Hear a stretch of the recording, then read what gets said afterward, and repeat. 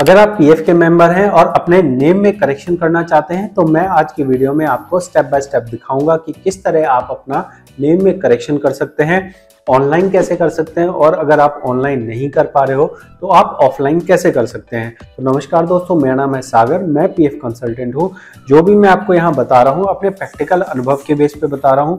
जो मैंने एक्चुअल में काम किए हुए हैं वो उसी बेस पे मैं आपको यहाँ ज्ञान दे रहा हूँ। कोई किताबी ज्ञान या किसी और की वीडियो कॉपी करके नहीं बता रहा हूँ। तो यहाँ आप समझो कि सबसे पहले ऑनलाइन की हम बात करते हैं। तो ऑनलाइन की बात आप तभी कर पाएंगे जब आपके पास आपका यूजर आईडी पासवर्ड होगा, मतलब यूएन नंबर पासवर्ड अगर आपका है, आप उसमें लॉगिन कर पा रहे हैं। लॉगिन आप कब कर पाओगे? जब आपका आधार कार्ड लिंक होगा। तो पहले मैं ऑनलाइन वाली बात कर रहा हूं और फिर ऑफलाइन वाली बात करूंगा। तो ऑनलाइन बात के अंदर जैसे हम जा रहे हैं मैनेज के अंदर, बेसिक डिटेल में जा रहे हैं। तो बेसिक डिटेल में हम यहाँ पे अपना नेम करेक्शन कर सकते हैं। जैसा आप देख रहे हैं कि हमारा आधार कार्ड यहाँ लिंक है, तो आधार कार्ड ओके है, नो प्रॉब्लम। लेकिन हमने अपने नेम में कोई करेक्शन करी है या हमें अपना नेम में करेक्शन करना है, तो अब हमें अपना अब जो प्रेजेंट में नाम है वो नाम हमें यहाँ एंटर करना होगा और साथ में ही हमें यहाँ अपना डेट ऑफ बर्थ एंटर करना होगा। अगर हमारे नाम में थोड़ा बहुत करेक्शन है, जैसे कि मैं आपको यही वाला केस में दिखा रहा हूँ, अगर हम नीचे चलेंगे तो हम देखेंगे कि यहाँ पे हमने अपना नेम में करेक्शन किया है। पहले जो नाम था उसमें सरनेम नहीं था, फिर हमने बाद में इसमें सरनेम ऐड किया है। तो इसी तरह से अगर आपके भी नाम में कुछ माइनर डिफरेंस हो, कोई माइनर करेक्शन करा हो आपने, तो आप यहाँ से इसे करेक्शन के लिए अप्लाई कर सकते हैं। आप करेक्शन के लिए अप्लाई करेंगे, पहले आप अपना जो लेटेस्ट आपके आधार कार्ड में नाम है वो डालेंगे, अपना डेट ऑफ बर्थ डालेंगे, अपना जेंडर डालेंगे और उसके बाद आप अपनी कंपनी सेलेक्ट करेंगे। अगर एक से ज़्यादा कंपनियां हैं तो आपको जो सबसे लास्ट में कंपनी है वो कंपनी आपको सिलेक्ट करनी है और उसके बाद आपको यहाँ आई ऑथराइज करके यहाँ अपडेट पे रिक्वेस्ट लगा देनी है। यहाँ से क्या होगा, यहाँ से रिक्वेस्ट आपकी जाएगी पहले एम्प्लॉयर के पास, एम्प्लॉयर के बाद जाएगी पीएफ ऑफिस में। तो पहले एम्प्लॉयर एक्सेप्ट करेगा। एम्प्लॉयर 99.99% केस में एक्सेप्ट कर देता है, चाहे कोई भी करेक्शन हो एक्सेप्ट कर देता है। प्रॉब्लम आती है पीएफ ऑफिस को, तो पीएफ ऑफिस तभी एक्सेप्ट करेगा जब जो उसके नियम है उसके हिसाब से आपका सही बैठ रहा होगा। तो और नियम क्या है? नियम यही है कि नेम में ज़्यादा करेक्शन नहीं होनी चाहिए, नाम में थोड़ा बहुत करेक्शन है तो चलेगा। अगर ऐसा है कि भाई मान लो रामलाल है, अब उसकी जगह मैं रावण लाल करूँगा तो ये टोटली नाम गलत हो गया। ऐसे में अगर आप ऑनलाइन रिक्वेस्ट लगाएंगे तो आपका रिक्वेस्ट एक्सेप्ट नहीं किया जाएगा, आपको बोला जाएगा कि आप ऑफलाइन अप्लाई कीजिए। तो ये हमने क्या बात की? ये हमने बात की जब हम ऑनलाइन अप्लाई कर पा रहे हैं। ज़्यादातर लोगों का केस क्या है? ज़्यादातर लोगों का केस है कि हम अपना नेम करेक्शन नहीं कर पा रहे हैं क्योंकि हम ऑनलाइन अपना लॉगिन नहीं कर पा रहे हैं। तो ऐसे में सबसे पहले ये जान लीजिए कि आपके पास क्या ऑप्शन है कि आप जान सकें कि कंपनी वालों ने आपका क्या नाम एंटर किया हुआ है। तो इसके लिए मैंने सेपरेट वीडियो बना रखी है। इसके लिए आपको एक वेबसाइट पे जाना है जिसे बोला जाता है IW पोर्टल। अगर मैं आपको गूगल पे करके दिखाऊं तो आपको ऐसे टाइप करना है IWEPFO, फिर आपको ये वेबसाइट मिलेगी। इस वेबसाइट पे आके आपको एप्लीकेशन फॉर COC करना है। यहाँ पे आके हम क्या जानना चाह रहे हैं? यहाँ हम आके ये जानना चाह रहे हैं कि हमारे यूएन में कंपनी वालों ने क्या नेम और डेट ऑफ बर्थ डाल रखा है। आप ये चाहें तो यहाँ से देख सकते हैं और चाहें तो कंपनी से ये चीज़ पूछ सकते हैं। इतना समझ आ गया? तो हम यहाँ क्या कर रहे हैं, हम यहाँ पे अपना यूएन नंबर के अंदर नाम वगैरह देखना चाहते हैं, तभी हमें पता लगेगा ना, क्योंकि हमें करेक्शन करनी है तो पता भी तो होना चाहिए ना कि गलत क्या है। क्या ये काम हम बिना कंपनी के कर सकते हैं? नहीं, आप बिना कंपनी के नहीं कर सकते हैं। कंपनी क्लोज का केस अलग है, अभी हम नॉर्मल केस की बात कर रहे हैं। फिर हमें क्या करना है? मेंबर आईडी सिलेक्ट करनी है। मेंबर आईडी सिलेक्ट करेंगे तो आपको यहाँ नज़र आ रहा है कि आपका क्या नाम है और आपकी क्या डेट ऑफ बर्थ है। इतनी चीज़ आपको नज़र आ रही है। तो अब हमें क्या पता लग गया है? हमें पता लग गया है कि कंपनी वालों ने हमारा ये नाम और ये डेट ऑफ बर्थ डाला है। अब हम क्या करेंगे? अब हमें जॉइंट डिक्लेरेशन फॉर्म भरना पड़ेगा। आप गूगल पे जाएंगे, joint declaration form for correction लिखेंगे, ठीक है। ये फॉर्म आपको खुल के आएगा। तो ये जो पेज है आपका फर्स्ट पेज, ये कुछ इसी तरह का पेज है जो पीएफ ऑफिस से मिलता है। तो इस फॉर्म को आप लेंगे और इस फॉर्म में आपको क्या क्या भरना है मैं आपको यहाँ स्टेप बाय स्टेप बता रहा हूँ। सबसे पहले तो आप टॉप पे ये देख रहे हैं कि यहाँ पे आप नाम भरेंगे पीएफ ऑफिस का। जैसे कि ये वाला जो फॉर्म है, क्योंकि पीएफ ऑफिस ने दिया है तो पीएफ ऑफिस ने अपना नाम और एड्रेस इस पे छापा हुआ है, ठीक है। आप अगर पीएफ ऑफिस जाएंगे, मान लो आपको गुड़गांव का पीएफ ऑफिस है, तो वहां आपको ये जो फॉर्म मिलेगा, ये जॉइंट डिक्लेरेशन फॉर्म, उस पर गुड़गांव का ऑफिस एड्रेस छपा होगा, ठीक है। फिर आपको नीचे सारी चीज़ें भरनी होंगी। अगर आप ऑनलाइन निकाल रहे हैं तो आपको ऐसा करना है कि ये ऑनलाइन वाला आप निकाल के अपनी कंपनी में ले जाएंगे। तो आप चाहे खुद से भरिए, चाहे आप कंपनी में जाके उनके सामने भरिए, लेकिन ये फॉर्म आपको लेके जाना है। ये एक तरह से कवर फॉर्म है और ये आपको लेना ज़रूरी है, ठीक है। अब हम कहाँ पे चल रहे हैं, अब हम नीचे वाले हिस्से में चल रहे हैं। पहले हमने क्या किया है, देखिएगा ध्यान से। पहले हमने ये किया है कि हमने यहाँ अपने पीएफ ऑफिस का नाम एड्रेस भर दिया है। अगर ना पता हो तो इसे खाली छोड़ दो, ठीक है, गलत नहीं भरना है। फिर हम क्या कर रहे हैं, यहाँ हम अपना नाम लिखेंगे, यहाँ हम कंपनी का नाम लिखेंगे। उसके बाद करेक्ट इनकरेक्ट की बात आ रही है, तो इनकरेक्ट में जैसे मैंने आपको दिखाया अभी कि आप अपना इनकरेक्ट में क्या है आपका रिकॉर्ड में, वो मैंने आपको समझा दिया कि वो आपने देख लिया। उसके बाद हम क्या करें, उसके बाद में करेक्ट वाला हम कैसे भरेंगे। तो करेक्ट वाला समझिएगा कि जो आपके आधार कार्ड में ना वो करेक्ट है। अगर आधार कार्ड, पैन कार्ड और 10th के डॉक्यूमेंट में अलग अलग हो तो सबसे इम्पॉर्टेंट होता है 10th का डॉक्यूमेंट। 10th के डॉक्यूमेंट के हिसाब से आधार कार्ड पे होना चाहिए और आधार कार्ड के हिसाब से पैन कार्ड पे होना चाहिए। इतना समझ लेना, क्योंकि डॉक्यूमेंट आप बार बार चेंज नहीं कर सकते हैं, इसलिए सही तरीके से आपको समझ जाना है। अगर आप नहीं समझोगे, एक बार करेक्शन कर ली तो आपको बहुत ज़्यादा परेशानी होगी अपनी करेक्शन करने में। इसलिए जो मैं कह रहा हूँ ध्यान से समझना, ठीक है। तो यहाँ हम क्या करें, यहाँ हमने रॉन्ग में अपना गलत नाम जो हमारा पड़ा है वो डाल दिया। हमने यहाँ पे अपनी डेट ऑफ बर्थ में गलत डेट ऑफ बर्थ जो पड़ी है वो डाल दी। हमें यहाँ डेट ऑफ ज्वाइनिंग जो है वो IW वाली वेबसाइट से नहीं मिलेगी, तो जो ना मिले उसको खाली छोड़ दो और जो आपको मिल रहा है वो आप भर दो, ठीक है। आपको यहाँ अपना फादर नेम जो आधार कार्ड में है वो डालना है। फिर आपको यहाँ मेंबर आईडी डालनी है। मेंबर आईडी आपको IW वाली साइट पे मिल जाएगी। कैसे मिल जाएगी मैं आपको बता देता हूँ। यहाँ पे आप IW पे देख रहे हैं, तो ये जो मेंबर आईडी वाली जगह है, यहाँ आपको मेंबर आईडी आ रही है, यही वाली मेंबर आईडी आपको भरनी है। अगर कंपनी का एड्रेस आपको जानना है कि भाई कंपनी का एड्रेस भी तो पूछ रहा है, वहाँ हम क्या भरें, तो उसके लिए आप नीचे चलेंगे, उसको आपको यहाँ पे नज़र आ रहा है, ये आपकी कंपनी का एड्रेस नाम हो गया और ये कंपनी का एड्रेस हो गया, ठीक है। इतना समझ आ गया, उम्मीद है मज़ा आ रहा होगा आपको। तो हम नेक्स्ट पॉइंट पे अब चलते हैं। नेक्स्ट पॉइंट है हमारा कि हमें डेट ऑफ बर्थ डालनी है, वो मैंने बता दिया। डेट ऑफ ज्वाइनिंग आपको नहीं पता होगी क्योंकि आपका तो अकाउंट खुल ही नहीं रहा। अगर अकाउंट खुल रहा हो तो आप क्या करेंगे, अगर आप अकाउंट के अंदर देख पा रहे हैं तो आपको व्यू में जाना है, सर्विस हिस्ट्री पे जाना है। सर्विस हिस्ट्री पे आप देखेंगे तो यहाँ आपको डेट ऑफ ज्वाइनिंग नज़र आ रही है, डेट ऑफ एग्जिट नज़र आ रही है, तो दोनों ही चीज़ें आपको यहाँ नज़र आ रही हैं। तो आप वहाँ पे रिकॉर्ड के अंदर भर सकते हैं date of joining, date of exit. अगर नहीं आ रही है तो जब आप कंपनी में जाएंगे तो कंपनी वाला रिकॉर्ड ओपन करके देख सकता है, प्रॉपर तरीके से उसको नज़र आएगा, ठीक है। मैं आपको दिखा दूं कि कंपनी कैसे देखेगी। चलिए मैं ये भी आपको दिखा देता हूँ। इसके लिए हम क्या कर रहे हैं, इसके लिए हम एम्प्लॉयर वाला पोर्टल खोल रहे हैं और एम्प्लॉयर वाला पोर्टल अभी हमने खोल लिया। फिर हम कहाँ जाएंगे, मेंबर पे जाएंगे, मेंबर प्रोफाइल पे जाएंगे और मेंबर प्रोफाइल पे जाके हम यहाँ पे अपना UN नंबर एंटर करेंगे। तो मैं आपको यहाँ UN नंबर एंटर करके दिखा देता हूँ। ये हमने कॉपी पेस्ट किया, सर्च किया, तो सर्च करने से हमें इस मेंबर की सारी डिटेल नज़र आ रही है और यहाँ पे हमें इसकी डेट ऑफ ज्वाइनिंग वगैरह भी नज़र आ रही है। कहाँ नज़र आ रही है बताऊँ, ये देखो यहाँ इसकी डेट ऑफ ज्वाइनिंग हमें नज़र आ रही है, ठीक है। इसका डेट ऑफ बर्थ क्या है वो नज़र आ रहा है, नाम क्या है वो नज़र आ रहा है।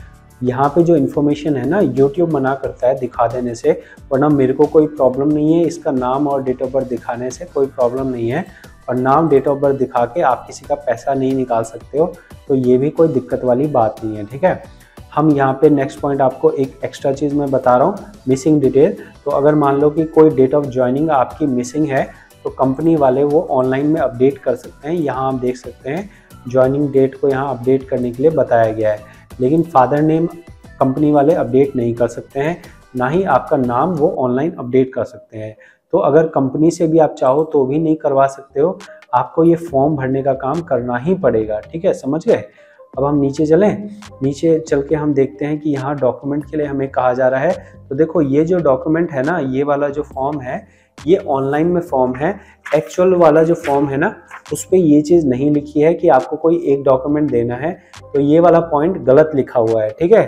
तो आप जो ये फॉर्म देख रहे हैं ये पीएफ ऑफिस से मिला है और यहाँ पे लिखा गया है कि आपको सेल्फ अटैच डॉक्यूमेंट लगाना है, क्योंकि ये ऑनलाइन, ये वाला जो फॉर्म है ना, ये वाला फॉर्म, ये ऑनलाइन आपको यही वाला अवेलेबल है। पीएफ ऑफिस इतना कामचोर है कि उसने एक जॉइंट डिक्लेरेशन फॉर्म अपनी वेबसाइट पे नहीं डाला है, तो इस वजह से आपको यही वाले फॉर्म भरना होगा। क्योंकि अगर मैं इस वाले फॉर्म को भरूंगा तो यहाँ पे ऊपर द्वारका लिखा हुआ है और आप मान लो कि ये पंजाब में जमा करोगे तो पंजाब वाले बोलेंगे भाई द्वारका का फॉर्म यहाँ क्यों जमा कर रहे हो, तो आपको मजबूरी में यही वाला फॉर्म जमा करना पड़ेगा। इस चीज़ में आपको कुछ घबराने वाली बात नहीं है, ये लाइन आप इग्नोर करिए और नीचे आएंगे, नीचे आके अपना सिग्नेचर करिए और कंपनी के स्टैंप और सिग्नेचर लगेगा। तो ये तो आपका पहला पेज हो गया, कहानी अभी बहुत लंबी बाकी है, ठीक है। अगली लंबी कहानी क्या है जी, ये तो एक पेज हो गया। इसके साथ में आपको जो लगाना होता है वो मैं आपको बता रहा हूँ। आपको इसके साथ में एक ऐसा एफिडेविट टाइप चाहिए होता है जो कि कंपनी अपने लेटर हेड पे बना के देती है। ये जो मैं आपको डॉक्यूमेंट दिखा रहा हूँ इसी को मैंने स्कैन किया है और ये स्कैन डॉक्यूमेंट आप इस वीडियो के डिस्क्रिप्शन में मिल जाएगा। तो कंपनी से एक एफिडेविट चाहिए होता है, ये एफिडेविट आप देख रहे हो, ये एफिडेविट पीएफ ऑफिस वालों ने बना के दिया है। ये कंपनी के लेटर हेड पे छापना होता है और छाप के इसका प्रिंट आउट निकालना होता है। तो यहाँ क्या क्या कहा जा रहा है मैं आपको समझा देता हूँ। सबसे पहली चीज़ कही जा रही है कि दिस इज सर्टिफाइड दैट, मतलब यहाँ एम्प्लॉय का नाम, उनके पिता का नाम, अपनी कंपनी का नाम, ठीक है। उसके बाद कहा जा रहा है it is certified that Shri, मतलब ये फिर से जो मेंबर है उसका नाम और उसके बाद उसकी सारी डिटेल यहाँ पे नज़र आ रही है। जो आपने पहले पेज पे भरा था वो आप और कंपनी के सिग्नेचर उस डॉक्यूमेंट पे हो रहे हैं, लेकिन ये जो सेकंड वाला पेज है इसमें पूरी जिम्मेवारी कंपनी अपनी ले रही है कि भाई हमारी जिम्मेवारी है कि हम ये करेक्शन के लिए हम रिस्पॉन्सिबल होंगे, आप जो करेक्शन हम बता रहे हैं वो उस करेक्शन को आप कर दीजिए, ठीक है। तो यहाँ पे रॉन्ग डिटेल्स जो है वो रॉन्ग डिटेल्स यहाँ भर देनी है। यहाँ आधार कार्ड नंबर आपको डालना है, ठीक है। फिर आप नीचे जाएंगे, एड्रेस में अपना प्रेजेंट एड्रेस डाल दीजिए, जो करेक्ट वाला हो वहाँ आप करेक्ट वाले में डाल दीजिए। रॉन्ग वाला आपको जो ना समझ आए उसको खाली छोड़ देना है या डैश कर देना है, ठीक है। डैश एड्रेस वाले में कर देना, यहाँ पे डेट ऑफ लिविंग वाले में डैश मत करना, खाली छोड़ देना, ठीक। उसके बाद हम क्या करेंगे, उसके बाद हम नीचे चलेंगे और नीचे चल के हम क्या देख रहे हैं, हम देख रहे हैं it is certified that has work, मतलब यहाँ पे फिर से एम्प्लॉय की बात हो रही है कि ये जो कर्मचारी है ये हमारे यहाँ ये जो नाम का जो कर्मचारी है ये हमारे इस दिन काम इसने ज्वाइन किया। अगर आप नौकरी छोड़ चुके हो तो नौकरी छोड़ने की तारीख, और अगर नौकरी कर रहे हो तो यहाँ क्रॉस कर दिया जाएगा और टिल डेट को अंडरलाइन कर दिया जाएगा, ठीक है। विच एवर इज एप्लीकेबल लिखा है तो यहाँ क्रॉस करने की जगह यहाँ पे लिखा जा सकता है टिल डेट। क्या मैं बता रहा हूँ समझ आ रहा होगा आपको, थोड़ा बहुत आप पढ़े लिखे होंगे तो समझ आ रहा होगा, ठीक है। ना समझ आए तो जो कंपनी वाला है उसको ये वीडियो दिखा देना, उसको समझ आ जाएगा, ठीक।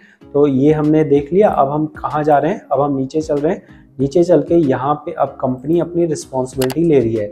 देखो ये वाला जो हिस्सा है ना इसको कहा जाता है रिस्पॉन्सिबिलिटी लेटर।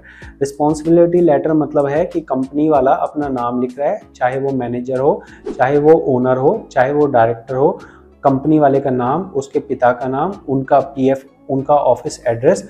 उसके बाद ये कहा जा रहा है कि भाई हम जो है मालिक हैं कंपनी के, जो सेक्शन 2 के अंदर बताया गया है हम मालिक हैं और हम पूरी रिस्पॉन्सिबिलिटी लेते हैं कि जो आप ऊपर करेक्शन कर रहे हो वो पूरी जिम्मेवारी हमारी है, ठीक है। और अगर इस तरह की कोई फ्रॉड होता है तो उसके लिए हम जिम्मेवार होंगे, ठीक है। उसके बाद कहा जा रहा है कि आगे से ऐसी गलती नहीं होगी, ये लिख दिया गया। और फिर ये क्या कर रहे हैं, फिर आगे चल के आपसे सिग्नेचर और स्टैंप करवा रहे हैं। मतलब यहाँ सिग्नेचर स्टैंप कौन करेगा, यहाँ सिर्फ कंपनी का मालिक करेगा। इस सेकंड वाले पेज पे कहीं पे भी आपके सिग्नेचर, मतलब कर्मचारी के सिग्नेचर नहीं होंगे, ये सिर्फ जो कंपनी का मालिक है वो सिग्नेचर कर रहा है, ठीक है। इसके साथ में ही आपको यहाँ पे फॉर्म नंबर 5 और फॉर्म नंबर 10 लगाने की ज़रूरत पड़ सकती है। ये फॉर्म किस तरह का होता है मैं अगर आपको दिखाऊं तो ये एक फॉर्म होता है फॉर्म नंबर 5, फॉर्म नंबर 10। ये फॉर्म 5 और फॉर्म 10 भी पीएफ ऑफिस वाले भरवा सकते हैं। तो आप क्या करो ना, आप सारे डॉक्यूमेंट लेके जाओ, क्या पता कौन से डॉक्यूमेंट पे आपको वापस भेज दे। तो आपको ऐसे सारे डॉक्यूमेंट लेके जाने चाहिए। यहाँ आपको कंपनी का नाम, एड्रेस भरना है, यहाँ उसका जो एम्प्लॉयर का आईडी होता है वो भरना है, यहाँ आपका जो मेंबर, आपका जो सीरियल नंबर होता है, कर्मचारी सीरियल नंबर, वो भरना है। अगर ना समझ आए तो कंपनी से पूछ लेना। यहाँ आपको अपना नाम, फादर नेम, एज, अपना जेंडर, उसके बाद डेट ऑफ ज्वाइनिंग, उसके बाद ये आपको कुछ नहीं भरना है। फिर आप नीचे चलेंगे, अगर इसमें आप नौकरी छोड़ चुके हो तो आपको यहाँ पे फॉर्म नंबर 10 भरना है। अगर नौकरी कर रहे हो तो फॉर्म 10 कुछ नहीं भरना, खाली छोड़ देना, ठीक है। यहाँ कंपनी का नाम, एड्रेस, वही सारी चीज़ें। एक्स्ट्रा चीज़ क्या है, डेट ऑफ लिविंग में भरना है, जो एग्जिट डेट है आपकी वो, और रीज़न में आपको भरना है शॉर्ट सर्विस। मान लो कि शॉर्ट सर्विस, अगर आप नौकरी वैसे ही रिटायरमेंट लिया है आपने तो शॉर्ट सर्विस होती है। अगर मान लो बूढ़े हो गए और रिटायर हो रहे हो तो फिर यहाँ रिटायरमेंट लिखा जा सकता है। रिमार्क में कुछ नहीं लिखना है, और बस ये जो फॉर्म है ना, इस फॉर्म पे कंपनी की सिग्नेचर और स्टैंप लगेगी, ठीक है। तो ये सारे तो डॉक्यूमेंट हो गए। फिर आपको आधार कार्ड, पैन कार्ड भी अपना लगाना होगा, और आधार कार्ड, पैन कार्ड पे फादर नेम एक जैसा होना चाहिए, और आपका नाम, डेट ऑफ बर्थ सब एक जैसा होना चाहिए, ठीक है। अगर दोस्त अगर आपका नाम ना ज़्यादा डिफरेंस होगा, ज़्यादा डिफरेंस कैसे, मैं आपको फ्रेश पेज पे समझा देता हूँ। देखो, अगर आपका नाम ज़्यादा डिफरेंस होगा, जैसे मान लो एक तरफ है रामलाल, ठीक है, और आपका एक्चुअल में नाम है घनश्याम लाल या श्याम लाल, ठीक है, तो इस करेक्शन को ना मेजर करेक्शन बोलते हैं। और अगर मेजर करेक्शन होता है तो ना केवल आपका आधार कार्ड, पैन कार्ड, बल्कि आपका 10th का सर्टिफिकेट भी लगेगा।